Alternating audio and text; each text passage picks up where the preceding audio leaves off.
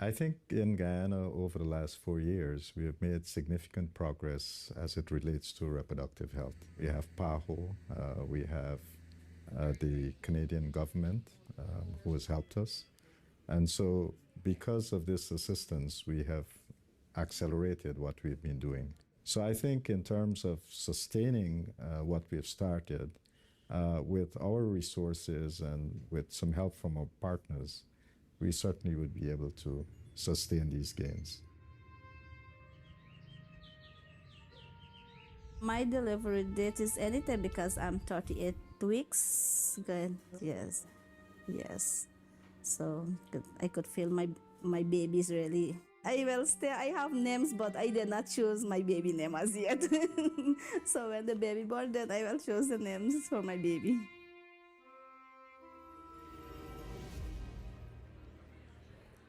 Mesdames et messieurs, s'il vous plaît, vous asseoir. Ladies and gentlemen, please take your seats. If you have a royal blue badge or you are a participant from an embassy, there are seats assigned in the first 3 rows. Si vous êtes d'une ambassade et vous avez une étiquette bleu royal, vous avez des sièges à l'avant de la salle. Thank you. Merci.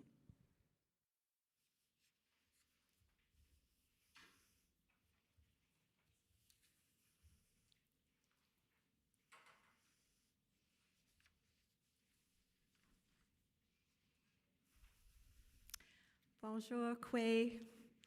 Welcome, Ulakut. We are just welcoming some of our dignitaries.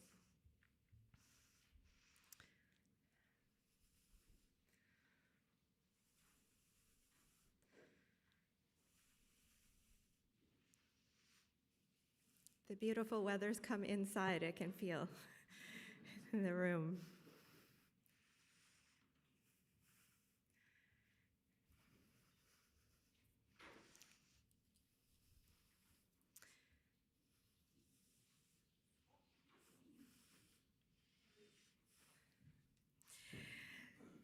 So we have Minister Michel, Dr. Barbosa, Your Excellencies, people from embassies across the Americas, distinguished guests, thank you for being with us.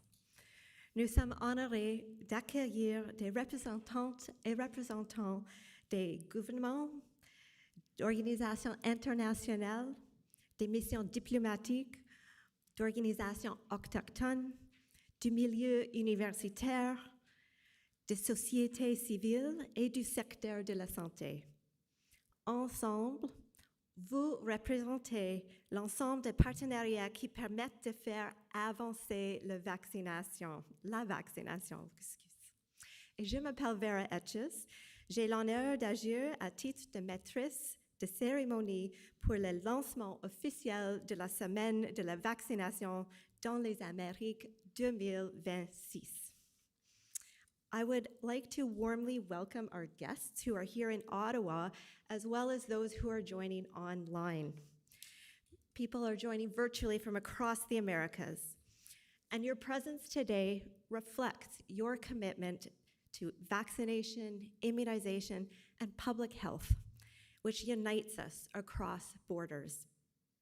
And so with that in mind, because we are so diverse, we do have interpretation devices. If you haven't picked one up already, we will be having simultaneous English, French, Spanish, and Portuguese interpretation today. I'd also like to take a moment to thank those who are the immunizers, those colleagues and partners who are here with us, and those joining virtually. Some, of course, wouldn't be able to join us today, but they are working tirelessly to promote equity and access to vaccination throughout the Americas. Avant de commencer, j'aimerais souligner que puisque nous sommes réunis de façon hybride à l'occasion de cet événement, nous nous trouvons en de nombreux endroits au Canada et dans les Amériques. Celles et ceux d'entre nous qui se trouvent au Canada se réunissent sur les territoires traditionnels des Premières Nations, Métis et Inuits. Je vous encourage tous à réfléchir de ce fait et à ce que cela signifie dans l'endroit où vous vous trouvez. Pour ma part, je tiens à souligner que je me trouve sur le territoire traditionnel de la Première Nation Algonquin Anishinaabe. And we are recognizing the importance of Indigenous leadership, knowledge, and lived experience to advance trust and health and equity. These are core principles that are central to successful immunization approaches. And so today it's an honor to invite Elder Fred McGregor to guide us in opening today's ceremony. Thank you, Elder.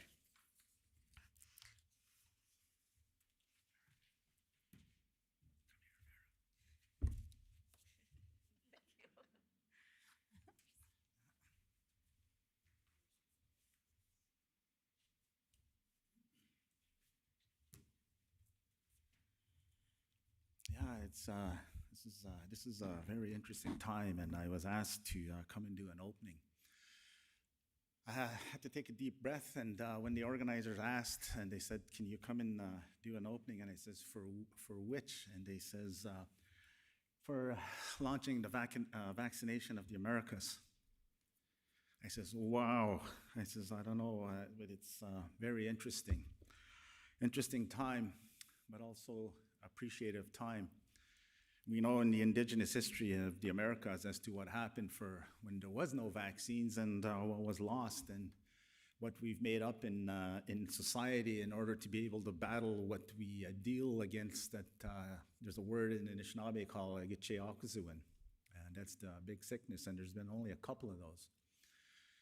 Before I start really quick is I'm very, very grateful. And this is one of the reasons that I recognize a very familiar face here, and it's Dr. Vera Etches. One of the things with Dr. Vera Etches, she was the face in COVID, and what I think was a Dr. Tam as well for Public Health Ontario, but also Vera's. And one of the things with Vera was she emphasized the need to get the COVID vaccine and all of this for the Ottawa area and surrounding areas, and also Dr. Tam. But what I really appreciated for Vera and Dr. Tam is that they were women, but very wise women. But the message that Vera presented, especially Vera, she reminded me of a lot of the indigenous women, and especially the Gokums and the elders, the female elders. And one of the things that I really appreciated with Vera was that when she sent her message out, she didn't make you do it. She asked you, and she reminded you, and she didn't pressure you. And when she was on key moments on TV, and this is what she would say. She would say, you know, I think it's a good idea, get the vaccine. And this is one of the things that I appreciate is that when you were given the choice, and this is one of the Anishinaabe way of things are done, you're given this and this, make the choice. Whatever the choice you make, that you're gonna live with it, but there's gonna be effects. And this is why I get a chance, because we met one time, and it was at the start of the pandemic, and we were in a large room and we had to discuss things, and we were separated, etc. And I was a bit scared. But then when I see Vera in person, handling and taking all the precautions, I said, okay, I'm in really good company. And I've seen her, so miigwech Vera, and we know where she's at now, what she's responsible for. We see today as to, it's kind of sad what's happening. Canada in its space of, for example, measles, etc. But one of the things I just wish to share is that about a month ago, I got COVID once, I got something like COVID twice, and I got it third. And the third time, just in about a month ago, was that I lost the sense of taste and smell. But there's one of the good things is that I've known people before the vaccine. Some of them were doing their last will and stuff just to be as a precaution, and they suffered greatly. And this is one of the advice of those individuals. And she said, this is one of the females. She says, get the vaccine whenever it is, because it wasn't ready when I had it. But she says, I'm still recovering. So I did get each of the vaccines each time.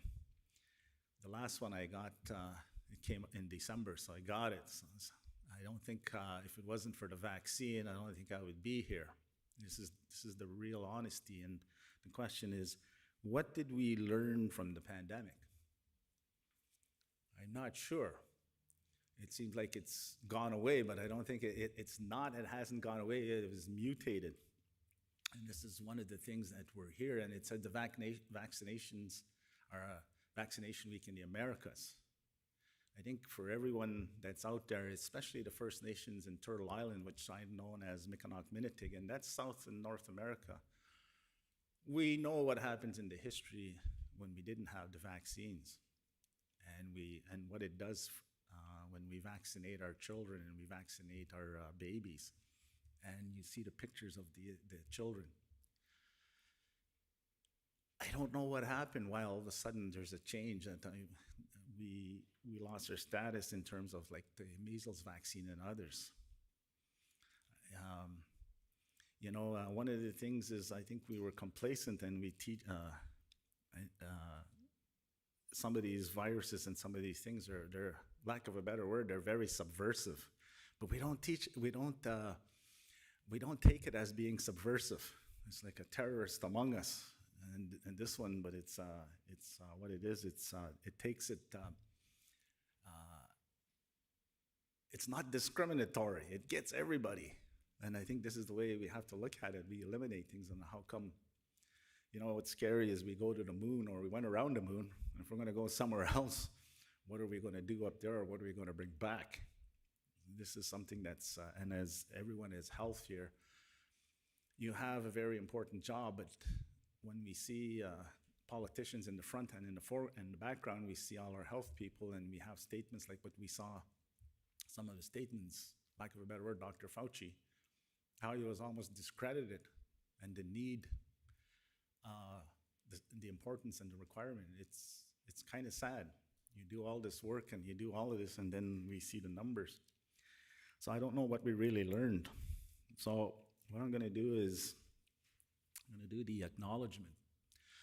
And you're going to be sitting for a while here, but I'll get everybody to stand. If you can't stand, that's fine. Yeah, you'll be good. But so it goes like this. And for people online, it goes, and I'll translate a little bit in English, and it goes like this. You say, "Shame it all in the way, and goes tongue shimmy gets no go. Ningine say, no, I'm down kakanaguch kin guys it's again oshima, but mods when kakanaguch kin.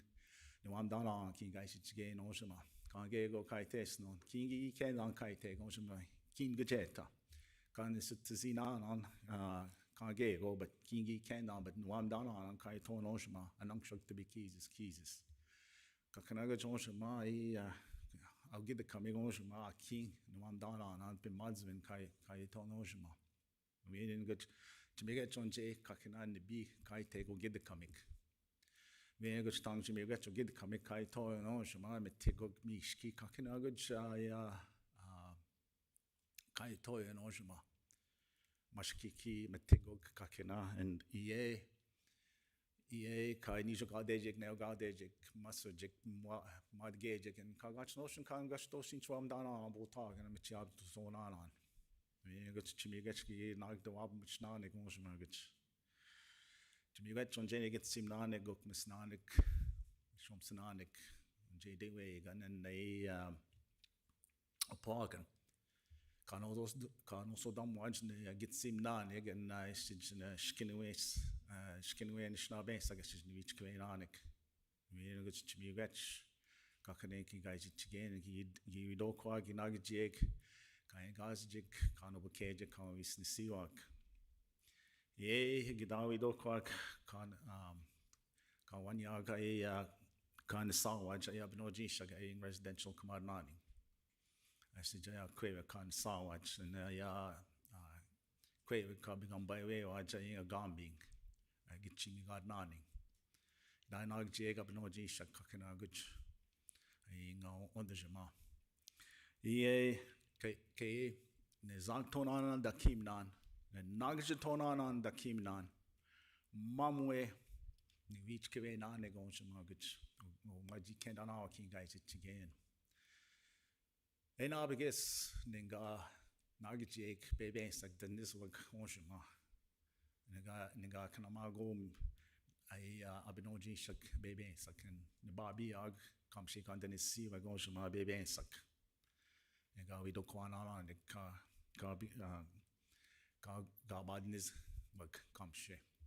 Very good, chimugach. You can have a seat. And it goes like this. The words I'll translate quick, just the one for English. It goes like this. I thank the Creator that I breathe and you breathe another day. We get to see another day. And the other thing is that out of nothingness, we cannot comprehend that because we do not have that comprehension yet. But the Creator created out of nothingness all that you see, created space, and in the orderly fashion of the stars, the sun, and the moon. And on this one little place that you see in the TV, you see how it's against a black background, how blue it is. This is what the space person Jeremy Hansen saw. Circled around the moon to see that. How humanly we're small. And this is where we give thanks for all the waters that are here. All that has been provided. All that has been provided on Ogidkamig and Agamkam, both on top the land and below the land. We see the flora and the fauna and all the animals and all these things that are there. We give thanks for our grandparents and our elders, but also for the drum and the pipe and the teachings, and those for our young ones that follow and for our allies that follow that. And for the other many original peoples of Turtle Island that understand what I'm talking about. We give thanks for that. We acknowledge that for those kids that have died or murdered in the residential schools, for the murdered and missing women, and also for the women and children that come from overseas for respite as to what's happening in their areas. We give thanks for that they look after for those that are dying, that don't eat, and that are suffering. And also too, that we look after and best as we can to take care of those little ones, that we show them what's next and that we can continue this. That we look after them, that we also look after the ones that are yet to come. There's still the little spirits that are there, that when it's grabbed and put into the human form, that we teach them all that we can and that we can protect them. And as everyone is here from across Turtle Island, North and South America, we know how important this is. We've seen what happens. We've seen what happens in 1918, 1919. We were lucky. We did not have the casualty rate like in 1918, 1919. And for Anishinaabe, there's a word, which is not used very often. That's the big sickness, and we just had one. The second one, according to in the collective memory, is the 1918, 1919. I hear stories in our community about the elders that have passed on, or when they heard, and we heard how serious it is. So I think sometimes you feel left out, or you're wondering why you're doing this. Every one of you here have taken on that responsibility in the professions that you do, in the organizations that you do. The rest of the general don't understand what that responsibility is. And one of the things I would always say in my acknowledgments and my prayers when the pandemic was on, please keep Vera safe and all those that in health, like Ms. Tam, that they can continue to be able to speak to us, to remind us how important it is to get that vaccine. And I think it was answered, because I was surprised when I saw the list that she's here. So this is the reason, but to see all of you, I give every one of you a big hug, and you do a good job. And you're still, sometimes you're not acknowledged, but you've taken that, you've taken that responsibility wherever you are, and you put that on your back, and it's not an easy, and you don't let go easy, because you see what it does. So, miigwech.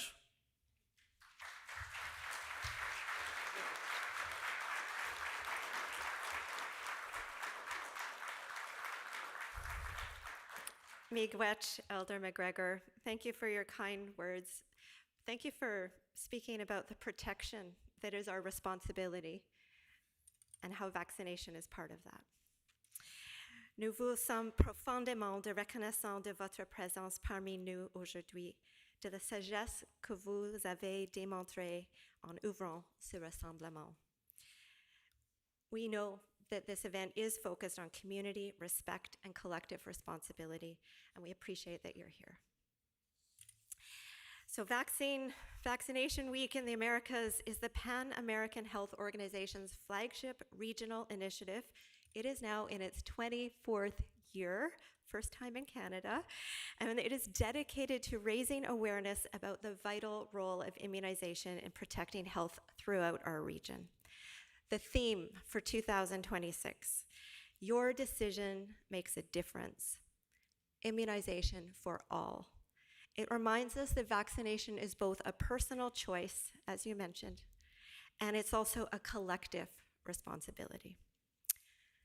Ayant exercé les fonctions de médecin-chef en santé publique à Santé publique Ottawa, et maintenant celle de présidente directrice générale du Centre hospitalier pour les enfants de l'Est de l'Ontario, la semaine de vaccination dans les Amériques illustre pourquoi la prévention par la vaccination demeure l'un des outils les plus puissants dont nous disposons pour protéger les enfants et les collectivités. My work in public health and pediatrics has shown me just how important vaccination is, especially for the children. But from early childhood through to later stages of life, immunization helps prevent disease, reduce complications and hospitalizations, and support healthy communities. So we're going to turn over now the next probably about less than an hour or so. We'll hear how governments, health leaders, and communities are coming together to advance our shared goals. I'm very optimistic about the future, and I'm very happy to declare Vaccination Week in the Americas 2026 is open.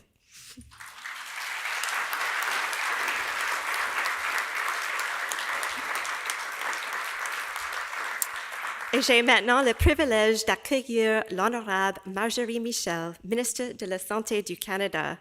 Minister Michel leads Canada's federal health portfolio, advancing policies that protect public health, strengthen health systems, and improve access to care for people across the country.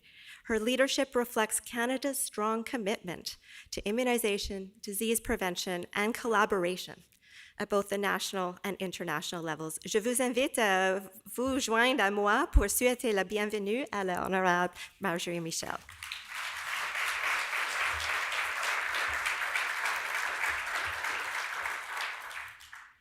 Chers délégués, bonjour. Dr. Barbosa, bonjour. On behalf of the Government of Canada, it's an honor to host the 2026 Vaccination Week in the Americas for the first time. Won't be the last. This year's call to action, your decision makes a difference, immunization for all, is a powerful message at this precise time. Des maladies que l'on croyait enrayées depuis longtemps reviennent. Des maladies qui sont évitables avec la vaccination. Et pourtant, science is clear. Immunization is our main tool to strengthen health security in Canada and around the world. As you have likely heard, just last November, Canada lost its measles elimination status, a status we have maintained since 1998. Losing elimination status is a sobering development and a difficult wake-up call. Because in Canada, we believe in science. We value our scientists. And you know Canada has a proud history in mRNA research. Our scientists have helped lead the global development of this groundbreaking technology. But we need to take action, including building trust in vaccine through community engagement. That's key. Et je sais que c'est une des priorités de notre nouvelle administratrice en chef de la santé publique, la Dr. Joss Reimer, que je salue aujourd'hui. L'Agence de la santé publique du Canada travaille en étroite collaboration avec les autres agences de santé publique partout au Canada. Nous devons mieux comprendre les obstacles à la vaccination systématique des enfants et retrouver notre statut d'élimination de la rougeole le plus vite possible. It's absolutely crucial that we work with our provincial, territorial, and global partners, as we all need to be on the same page on vaccination. En travaillant ensemble, nous pouvons faire en sorte que nos enfants reçoivent les vaccins vitaux dont ils ont besoin pour se protéger contre les maladies évitables. Canada is firmly committed to advancing vaccination as a cornerstone of public health, both internationally and domestically. As our Prime Minister said, we are at a turning point for Canada and the world. Canada remains an active member of the WHO and a strong supporter of the global health cooperation. In fact, right now, Canada is the largest contributor for PAO because diseases do not respect borders. And as always, Canada is committed to working collaboratively with other countries to prevent and respond to global health threats. Thank you to Dr. Barbosa and everyone in the Pan American Health Organization for promoting equity and access to vaccination across the Americas. Je sais que nos efforts communs produisent des résultats concrets au Canada et dans toute la région. Because working together save lives and keep Canadians safe. Thank you. Merci beaucoup.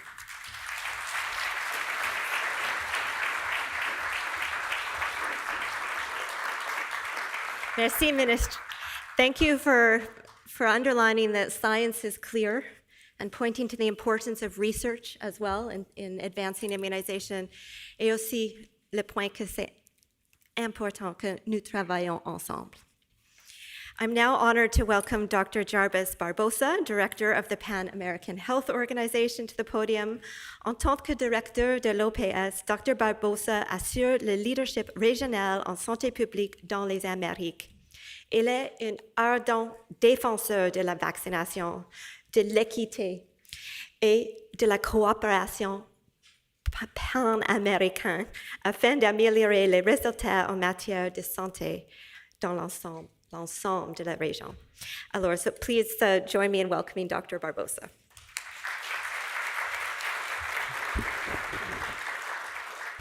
Thank you. Good morning. Bonjour. First, I want to apologize because I will not. I will only speak in English. Sorry, but I need to overcome this barrier because I can I can communicate in 3 out of the 4 official languages of the Pan American Health Organization, but next time in Canada, I will deliver my words in French, is a promise. Honorable Minister, Marjorie Michel, distinguished health authorities that are here, colleagues, representatives of civil society, and non-governmental organizations, special guests, ladies and gentlemen. I want to, also to recognize the elder that said so wise words that really a reflection about what you need to learn from this dramatic experience that was the pandemic. Thank you very much for that. It's an honor to address you at the launch of the 24th Vaccination Week in the Americas, an initiative that since 2003 has united our region around a shared purpose, protecting lives through immunization. This effort transcends borders and systems. It reflects a core conviction: health is a public good that must be built and protected together. I would like to thank Canada for hosting the regional launch for the first time and for its continued commitment to strengthen immunization, including the effort to restore the region's measles-free status, which was lost in November 25. We also recognize Canada's rapid and effective response to the recent measles outbreak through high vaccination coverage, strong surveillance, and clear communication to counter misinformation. These are the foundations of resilient health systems. This year, we reaffirm a simple message: your decision makes the difference. Immunization for all. Because vaccination is not only a personal choice, it is a collective act of protection and solidarity. When coverage is high, communities are protected. When gaps appear, diseases return quickly and with serious consequences. We are at a crucial moment. During the COVID-19 pandemic, the region achieved the fastest vaccine rollout in history, proving what is possible when science, political will, and solidarity align. Yet today, immunization needs to get more visibility and urgency. Although recovery has begun, gaps remain.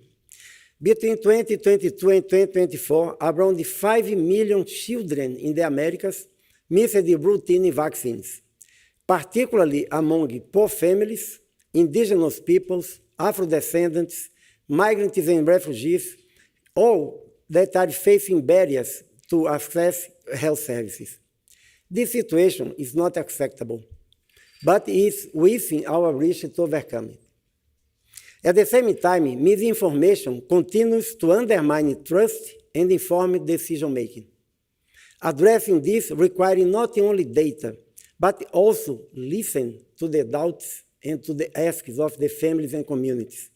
It also requires empathy and clear communication. In this context, I want to recognize the extraordinary work of health workers across the region: physicians, nurses, vaccinators, community health workers that are the backbone of immunization systems across the Americas. They turn policy into protection, build trust, and ensure vaccines reach every community. Their work saves lives every day. Trust is the foundation of the vaccination program, and health workers must be supported with the knowledge, skills, tools, and confidence to engage communities and families and address concerns effectively. The region has long been a global leader in immunization, but progress requires vigilance, investment, and a firm commitment to reach everyone, everywhere. From this perspective, we are advancing 4 interconnected priorities. We are expanding routine childhood vaccination, especially against measles. The Americas have eliminated measles before, and we can do it again, but only with sustained coverage above 95%, not only as a national average, but in every province, state, city, community. Elimination is not a one-time milestone. It's a continuous commitment. We are moving toward the elimination of cervical cancer, with HPV vaccination as a central pillar, broadening coverage and ensuring clear, culturally appropriate information for families, so that the next generation of girls can grow up free from this preventable cancer. We are reinforcing regional vaccine manufacturing and food procurement through the Pan American Health Organization Regional Revolving Fund, so that safe, high-quality vaccines remain affordable and accessible to all countries in Latin America and the Caribbean. At the same time, we are embracing innovation, introducing new vaccines, new strategies, new technologies in an evidence-based and sustainable way, fully integrated into primary health care across the life course. Sustainable investment will determine how far and how fast we go. Immunization is one of the smartest investments in health. When it declines, systems weaken and diseases return. As we launch this vaccination week, let us renew our commitment. Keep immunization a sustained budget priority every day, not only times of crisis. Reach zero-dose and under-immunized populations, leaving no one behind. Strengthen clear and transparent communication with families and communities while confronting misinformation. Let every day be an open door, every conversation a chance to build trust, and every vaccine a step forward toward a healthier future. Together, we are stronger than any threat we face. Thank you, merci, gracias, obrigado.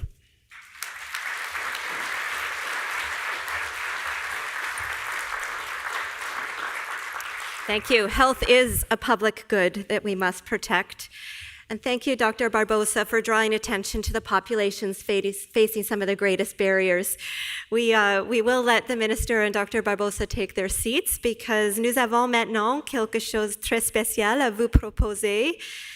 Témoignant du ferme engagement de leur pays en faveur de la vaccination, les ministres de la Santé du Chili, d'Haïti, du Honduras et du Mexique ont préparé des messages spéciaux à notre intention au nom de la région centrale de l'OPS. Alors, écoutez maintenant leur réflexion sur le thème « C'est votre décision qui fait la différence. Vaccination pour tout ».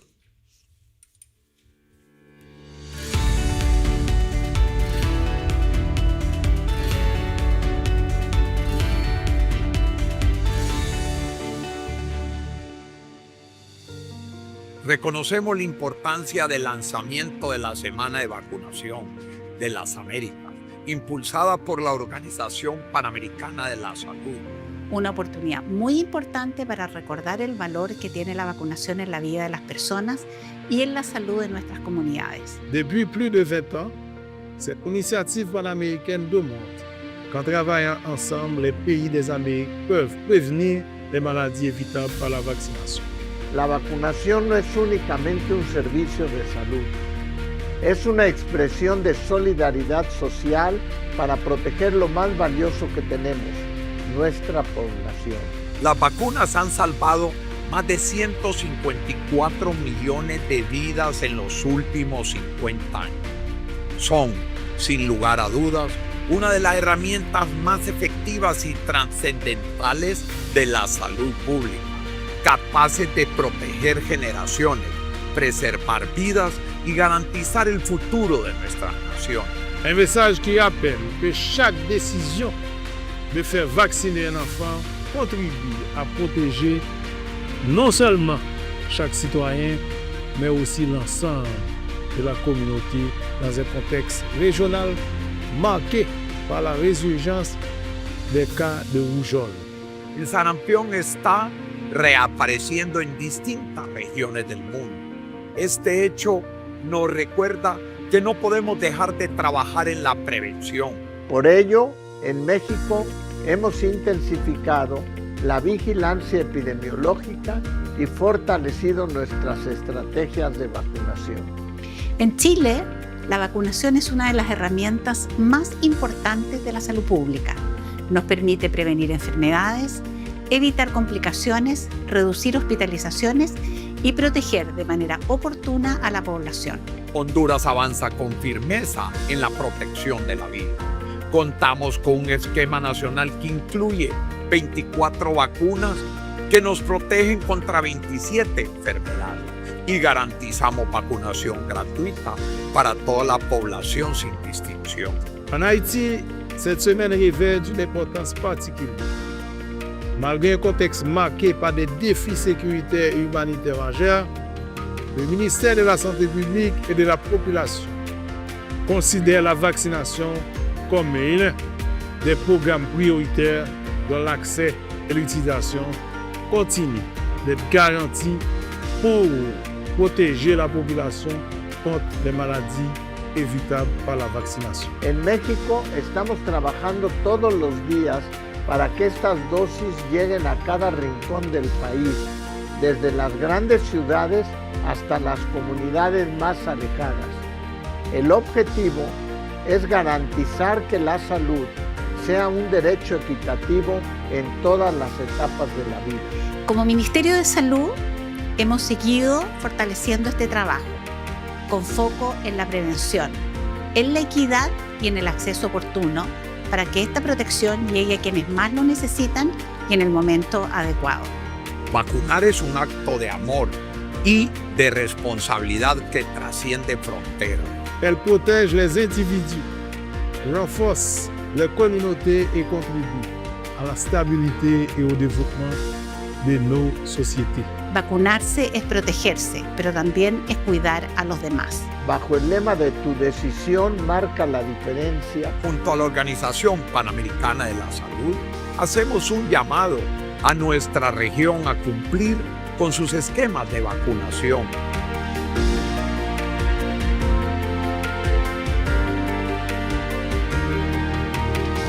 Tu decisión marca la diferencia.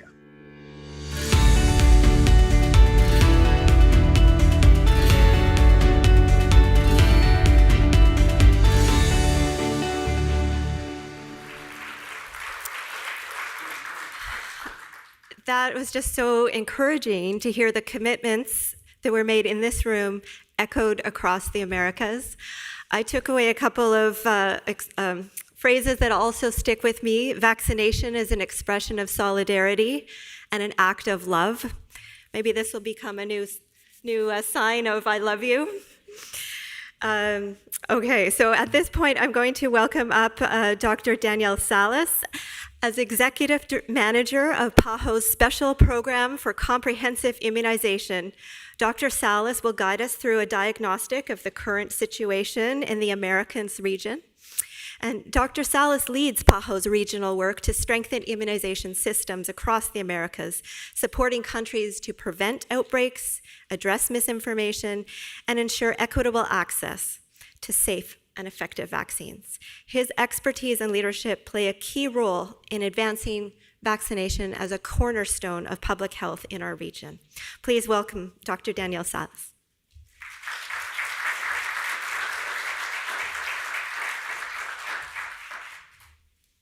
Well, thank you. Thank you very much for accepting Canada being the host of this important ceremony. And now I'm going to talk about immunization in the Americas, a brief overview. And as you may know, the Americas has been leading the elimination efforts in the world. And this is our history of success. And actually, we were the first to eliminate each one of those diseases. And for measles, unfortunately, I mean, we know because of the high communicability that measles has, it's quite difficult to sustain that elimination. You see that we got the first elimination status in 2016, but then we lost it 2 years later. And then we recovered it in 2024, but then we lost it again the next year. So, of course, that is one of the most challenging diseases to sustain the elimination. And you see here that we are regaining coverage, but however, it is not enough. And we were declining coverage probably since 2015 in the Americas. But during the pandemic, this got deeper, the decrease in the vaccination coverage. And you see there is a chart or a graphic on the on your left side, that the minimum acceptable level that we have for measles is 95%. We need to achieve at least that percentage of coverage, and we are not achieving that. Not for the first dose, neither for the second dose. So we need to have to make a bigger effort to get there. And you see there that we are in 89% last year and 79% for the second dose, 89% for the first dose. But we need to sustain that, because if you don't do that, then you start to add up, to accumulate pockets of susceptible people.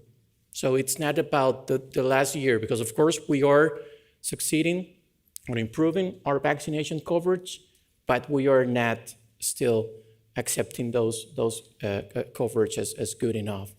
And you see at the right hand the map of the Americas, where you can see that this is not uniform.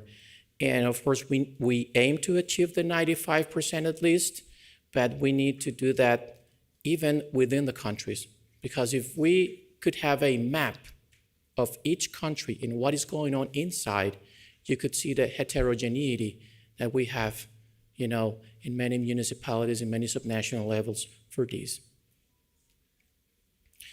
And of course, that situation of having not optimal levels of coverage, and of course, having not strong enough surveillance systems and rapid response assembled, then that has led us to have the reemergence of measles in our continent. And you see there, it's quite graphically very clear to see the difference that we had in 2024 when we had 466 cases the whole year. But then you see the jump that we had in 2025.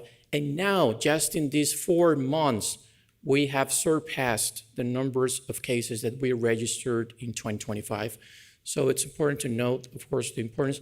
You see there that there's one bullet on the right-hand side that says the Americas' share of global cases climbed from 5.9 in 2025 to 21% in this first Q of 2026. And actually, that bullet serves as a reminder that measles is circulating, across all the world. And of course, the risk of getting measles is not just in the Americas. We can have an importation from each region in the world, and that importation, if it finds these pockets of unvaccinated, it's going to start a chain of transmission. And you see there that unfortunately, we have had 44 deaths, and 89 of the cases were non-vaccinated. Most of them are non-vaccinated, and small percentage, the number is unknown. We have, as of today, 15 countries that are having active outbreaks of measles. And then we have some of the current issues favoring low vaccine uptake. Of course, we can divide these in several ways, but definitely gaps in health systems and equitable access is one of them. Then we have this situation that Dr. Barbosa mentioned, the vaccine hesitancy and misinformation. And of course, this is quite important now that we have a mass use of social media, and we need to revert that kind of use of social media to favor people informed, people that are getting good quality on their information. But of course, the disruption from the COVID-19 pandemic is still affecting us. That has led us to have more pockets of unvaccinated that is feeding up these resurgence of measles and other diseases. And of course, the variability in political priority and investment. So we need still to work a lot to try to strengthen, to reinforce. We know that some of these factors are very influenceable by what we do. So we need to keep the work going on. And so I'm going to refer to some of the strategic priorities, not trying to address all of those factors that I already presented, but mainly when we are trying to close in the gaps in health system and capacity and equitable access, it is important to strengthen the primary health care, that first point of contact that we have in our communities so that people might have better conditions in their health. And when we talk about primary health care, it's not just about talking about the first level of attention. It's talking about that community engagement that we need to have, that social participation, that kind of live in health wherever that you go in your community, and that's part of it. And of course, service delivery, but also to expand outreach to underserved populations, because as you see the logo, Vaccination for All, we need to make that a reality. And the problem is exactly what Dr. Barbosa was mentioning. All these populations are left behind continuously, I mean, year after year. So that's what we need to do, try to do outreach to them, to invest in skilled, sustainable healthcare workforce, also to leverage data and digital tools for targeted action. And now we're really trying to make an effort to support the implementation of electronic immunization registries in the countries of the Americas. Because, I mean, we have the technology to do that, but it requires, of course, the commitment from the political part and all the internet available, of course, the equipment and all that. And then we have the addressing vaccine hesitancy and misinformation. So we need to continue building trust through clear, consistent communication, and we need to listen. We need to listen to people. Why are they doubting about vaccinations? I mean, it's part of how to understand them and to have a tailored strategy to address their doubts, which of course is going to be different depending on the context. And to engage communities and trusted partners always, I mean, this is very important. It's not about healthcare sector or the health sector by it alone. We need to have this kind of networking to make it effective. And monitor and counter misinformation, which of course is important. We need to listen what is going on, and the health authorities, it's important to have this kind of how to counteract when there is a false information spreading that can cause really, a lot of problem on the trust on vaccines and other topics. And of course, to promote positive experiences and champion voices, because in this world, sometimes or many times, we're listening to news that, tend to be negative. So we need to counteract that and have these champion voices as well. We need to identify which are the people that can be an example for our young people, for everybody, depending on exactly who we want to address, and for them to raise their voices to be championed and to represent the importance of vaccination as well. So, merci de votre attention.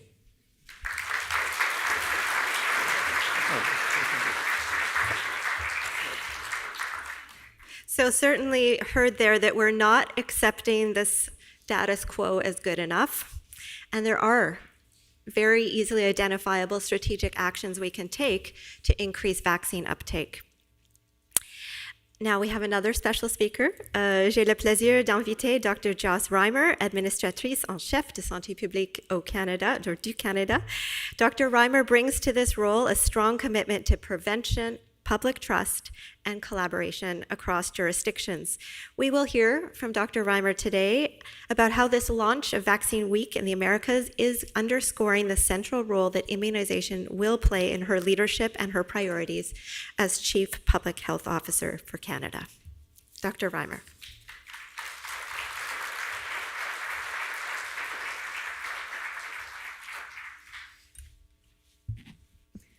Distinguished colleagues, partners, fellow health professionals, and guests who are joining us both from across Canada and from the Americas. Good morning, buenos dias, bonjour.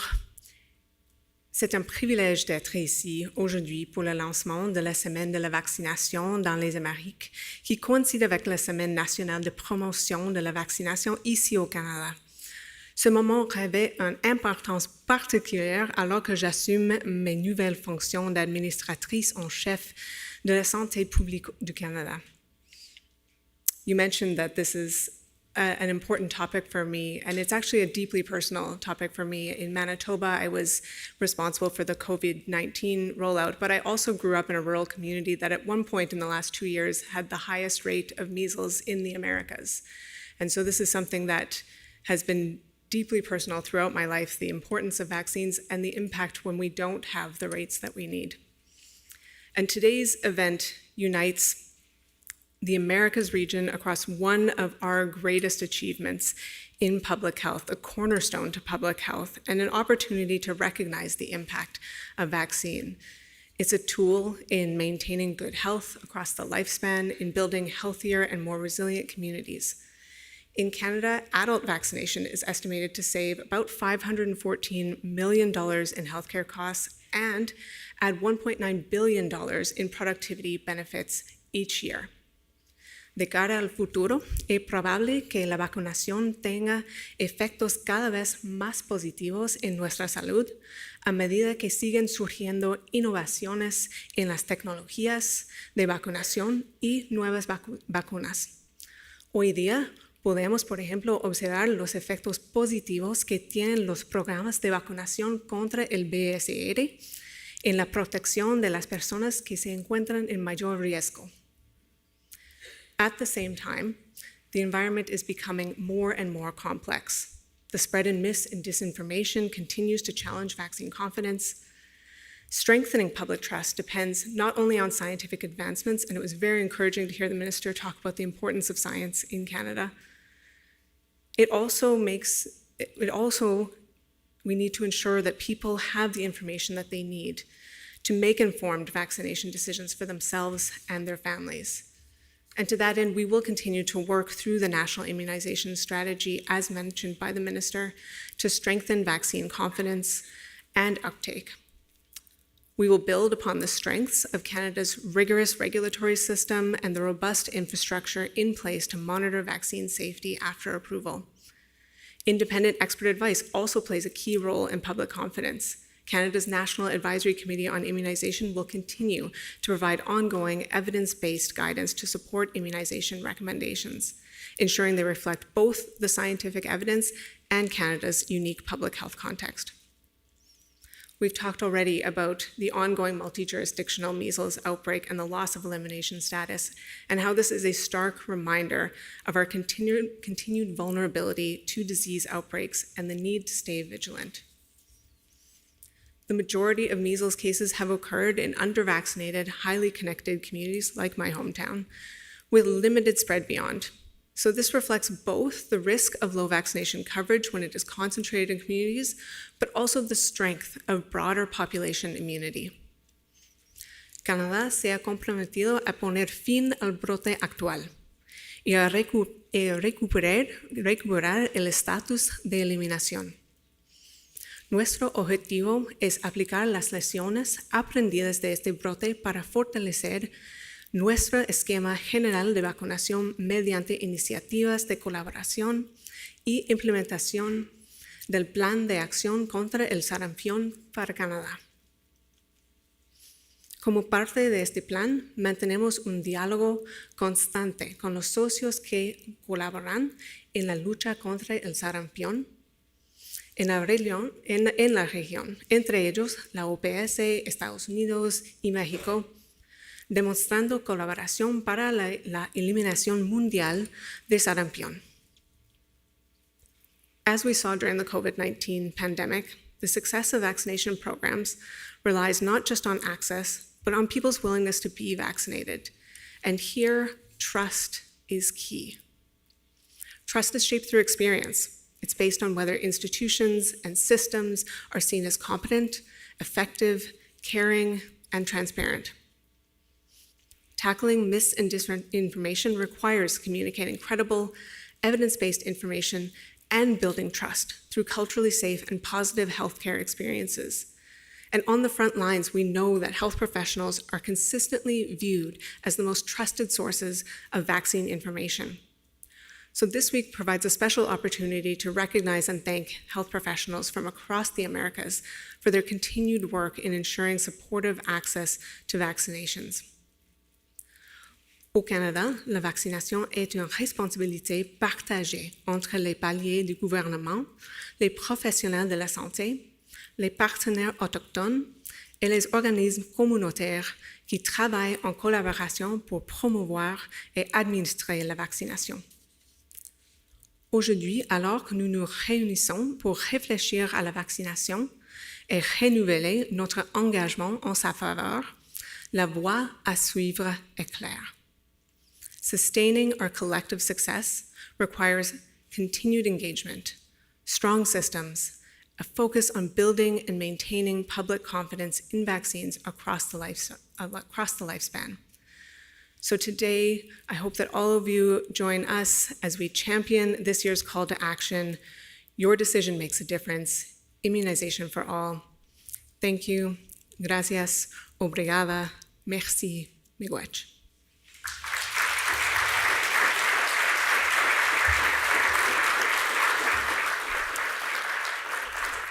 Thank you, Dr. Reimer, and for pointing, I think the first time we had this point made today, to the economic argument, the healthcare costs saved, the lost productivity also that is avoided with vaccination.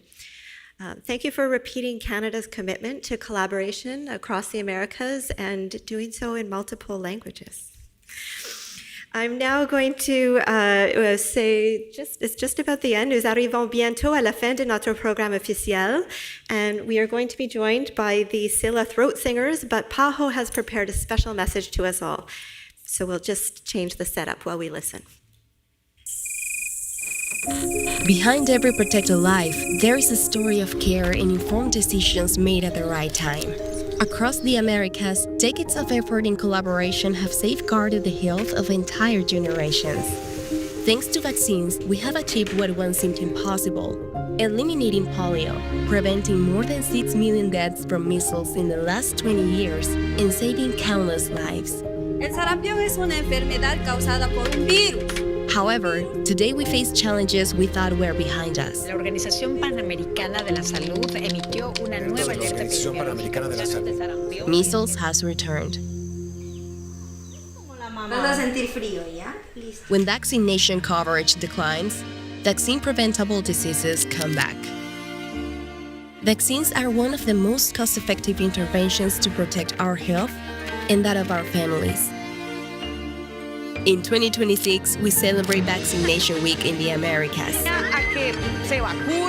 Recognized as a regional public good, it renews our shared commitment to strengthen immunization and prevent setbacks that affect the development of our countries. To healthcare professionals, thank you for giving your all to protect our lives. History has already shown us that together we can do it. Your decision makes a difference. Immunization for all.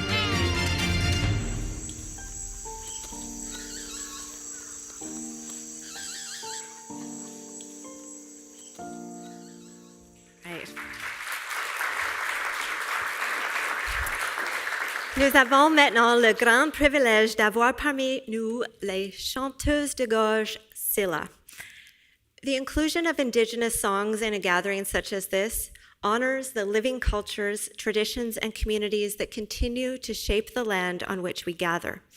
It reminds us that health and well-being are deeply connected to identity and belonging. Inuit throat singing in particular carries deep cultural and historic significance.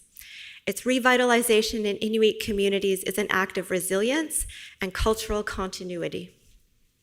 Aujourd'hui, le chant de gorge soutient non seulement l'expression culturelle, mais aussi le bien-être mental, émotionnel et communautaire, en renforçant les liens, l'identité et la transmission intergénérationnelle des savoirs, qui sont au cœur de la santé publique. So it is with respect and gratitude that we now welcome Charlotte Kamenik and Cynthia Pitsiulak, the Silla Throat Singers, to the stage. I invite you to join us.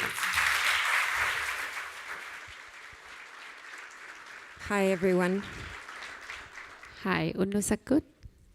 Charlotte, angogata kamanak mi anakak kano atakak dunga.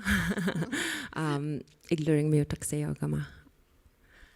Hi, I'm Cynthia Pitsiulak. I'm originally from Kimirut, Nunavut, and I live here in Ottawa. We're throat singers, Inuit throat singers. I'm originally from Igloolik, also living here in Ottawa. We know you guys have been sitting and it's very warm, so we're just going to get right into it.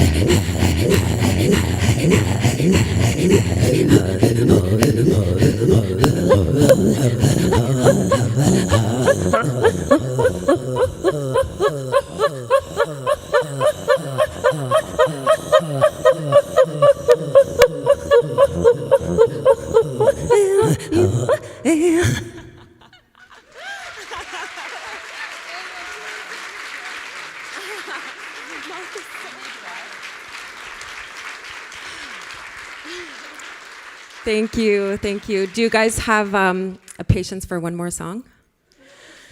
Also, it's really normal for one of us to start laughing. So in case you find it a bit strange, it's totally normal. We're using our voice, our breath, and our throat to create sounds that interpret nature, animals. Some songs are competition songs to see who can outlast the other. There are lullaby songs. And we're not singing at the same time. There's a leader and a follower, and the leader sets the tone, the rhythm, and the pace of the song, and then the follower has to do exactly what the leader does the second they do it. And so that's the game. And then the follower can also steal the lead and become the leader, and they have to become the follower. So it's a fun game that's been played by Inuit for thousands of years.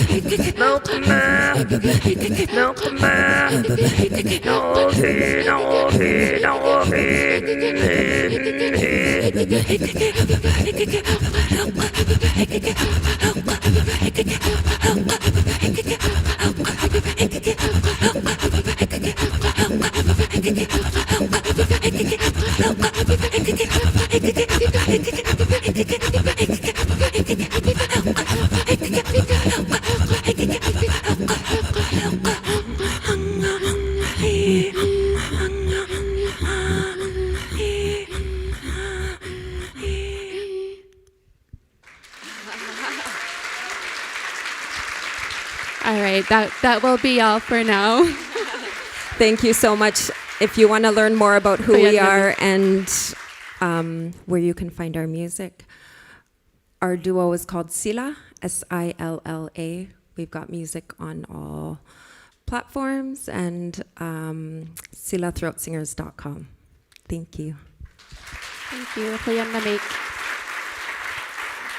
Kuyanamik.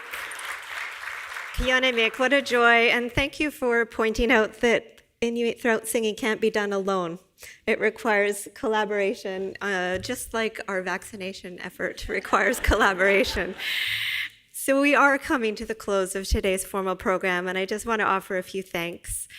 Today's launch of Vaccination Week in the Americas 2026 has reminded us that immunization is not only a cornerstone of public health, but it is a shared regional commitment. It's one grounded in that collaboration, trust, and care for one another. Je souhaiterais adresser mes plus sincèrement remerciements à nos conférenciers et à nos partenaires, provenant du gouvernement du Canada et de l'Organisation panaméricaine de la santé, dont le leadership et l'engagement continuent de faire progresser la vaccination et l'équité en santé dans les Amériques. Merci également aux pays qui ont exprimé leur point de vue par vidéo, ainsi qu'à toutes les personnes qui ont contribué à la réalisation de cet événement. So to those joining us virtually from across the region, thank you for being a part of the important moment. Your participation does reflect the strength of the Pan-American community and the collective effort of Vaccination Week. So I'm going to invite our in-person participants to stay with us. There's a little informal gathering and networking for the next while. And as we conclude, I would like to ask Elder Fred McGregor back to offer closing words.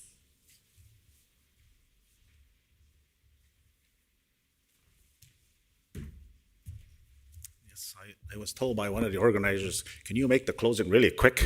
Just says, yeah, it's usually quick. It's going to be real quick. So I was going to say, James, don't wait in good tongue. She will get you on Janongo. Tongue she will get Kakaki. Mishango Shimagach.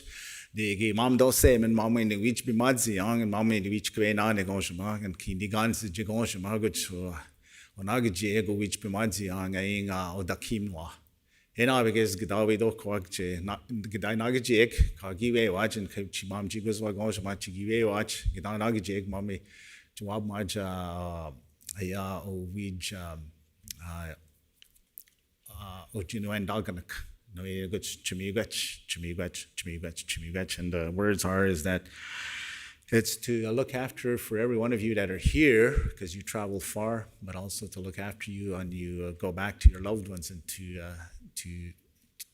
that you have a safe journey, but that you also remember your responsibility and that if it wasn't for you,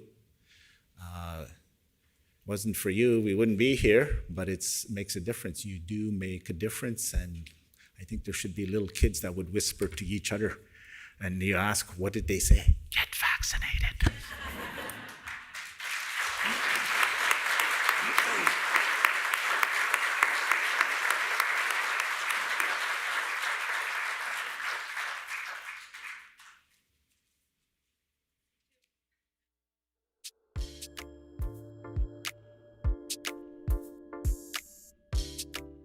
Amid a challenging security environment, vital work by the Ministry of Public Health and Population is strengthening routine immunization services in Haiti. Supported by PAHO and funded by the Canadian government through the Can Give initiative, these efforts seek to ensure equitable access to life-giving vaccines for vulnerable communities and groups, including girls and pregnant women.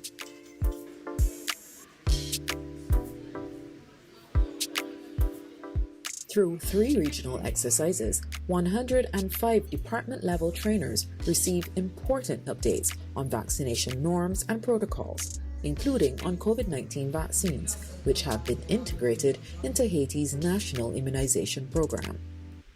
Through Cascade training, these regional trainers then shared their knowledge with nearly 400 health providers. In addition, 124 health providers involved in epidemiological surveillance were trained in specific protocols for surveillance of vaccine-preventable diseases. And 221 health facilities benefited from supportive supervision to ensure their compliance with vaccination quality standards. In 2024, more than 421,000 Haitian children received critical vaccinations through catch-up campaigns and routine services. And as Haiti faced recurring cases of deadly diphtheria, PAHO supported the vaccination of more than 340,000 children against the disease. Oh oui, vaccin li gen an pil importance dans cadre routine et raison c'est parce que gen zone qui vraiment éloigné. Des fois, parents pas gen possibilité pour li mener ti moun nan centre là pour li vinn faire vaccin. Hein? Des fois, négligence parents tout et les nouveaux équipes souterrain comme ça a vraiment aidé parents yo, aider ti moun yo pour capable joindre vaccin dans localité côté que yo vivent là.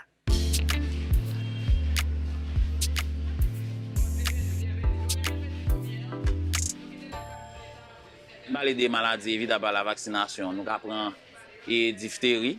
Effectivement, c'est un cas de diphtérie suspect que l'équipe aidée là a fait réponse. Et nous en pleine activité de réponse, j'en ai remarqué, nous cherchons rougeole, rubéole, nous cherchons syndrome rubéole congénital, qui est moins d'un an. Nous cherchons catankou paralysie flasse aiguë. Nous cherchons surtout Kaiti et moun qui gen moins que 15 ans.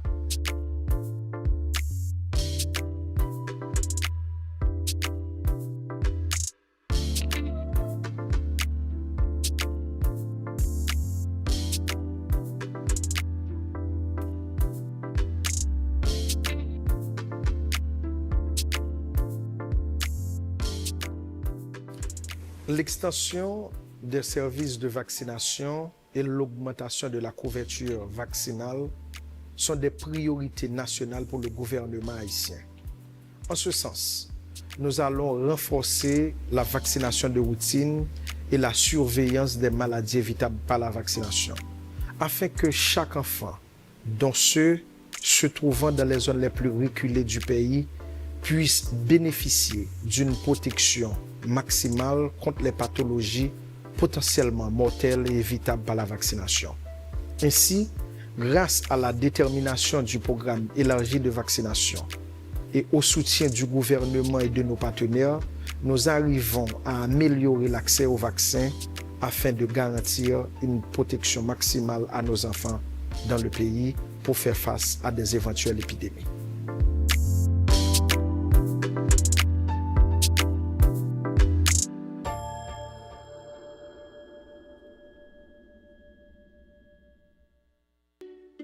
La Semana de Vacunación de las Américas es una actividad impulsada por la OPS.